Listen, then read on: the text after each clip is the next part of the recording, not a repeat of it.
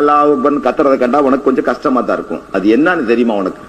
அப்பா, 10 லட்சம் சதுர மைல்களை ஆண்டு கொண்டிருந்த எங்களுடைய பெருமானார் ஸல்லல்லாஹு அலைஹி வஸல்லம் அவர்கள் ஒரு அடிமைக்கு கூட உரிமை கொடுக்க, ஒரு அடிமை நீக்ரோ அடிமையால் எழுப்பப்பட்ட குரல் தான் அந்த குரல். அந்த அல்லாஹ் அக்பர் என்று பாங்கு சொல்லப்படுகிறதே, அது ஒரு அடிமை நீக்ரோ ஹஜ்ரத் பிலால் ரலியல்லாஹு தஆலா அன்ஹு அவர்களால் எழுப்பப்பட்ட குரல். ஒரு அடிமைக்கு இஸ்லாத்தில் எவ்வளவு மகிமை பாருங்கள். இன்று வரை கிட்டத்தட்ட 83% உள்ள அன்டச்சபிள், தீண்டத்தகாதவர்கள் என்று சொல்லப்படுகின்ற பிராமண அல்லாத மக்களை, தமிழர்களை, இன்று வரை தமிழர்கள், தெலுங்கர்கள், கன்னடர்கள், மராட்டியர்கள், இன்னும் பல மொழி பேசுகின்ற 3000 மொழி பேசுகின்ற மக்கள், கிட்டத்தட்ட 14 தேசிய மொழி பேசுகின்ற மக்களை இன்று வரை ஒரு இந்து மதம் ஆதிகாலம் தொட்டு இன்று வரை தீண்டத்தகாதவனாகத்தான் வைத்திருக்கிறது தோழர்களே. ஆனால் 1400 ஆண்டு காலத்திற்கு முன்பே அந்த தீண்டாமையை இஸ்லாம் ஒழித்து விட்டது தோழர்களே. அந்த ஒழிப்பின் அடையாள சிகரம் தான் அந்த அடிமை நீக்ரோ எழுப்பிய குரல் தான். அன்று எழுப்பிய நாள் தொட்டு இன்று வரை நாட் ஈவன் 1 செகண்ட் அன்சீசிங்லி ஒரு அடிமை எழுப்பிய குரல் அன்று முதல் இன்று வரை ஒரு நொடி கூட அணையாமல் நாங்கள் பாதுகாத்து வைத்திருக்கிறோம்.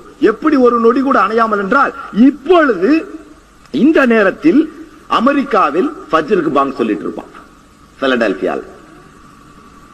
இது முடிஞ்ச உடனே அப்படியே கலிபோர்னியா, அப்படியே சான் பிரான்சிஸ்கோ, நியூயார்க், அப்படியே வந்து நம்ம டர்ன் வர்ற வரைக்கும் 24 மணி நேரமும் அந்த குரல் அணையாமல் இந்த உலக உருண்டையில் ஒலித்துக் கொண்டே இருக்கிறது என்றால், அந்த அடிமை எழுப்பிய குரலுக்கு எங்கள் ஆவிகளை கூட இன்று நாங்கள் அர்ப்பணிக்க தயாராக இருக்கின்றோம்.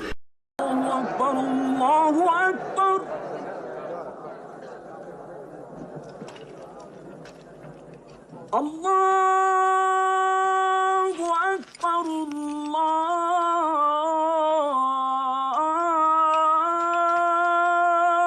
அக்பர். அஷ்ஹது அன் லா இலாஹ இல்லல்லாஹ்.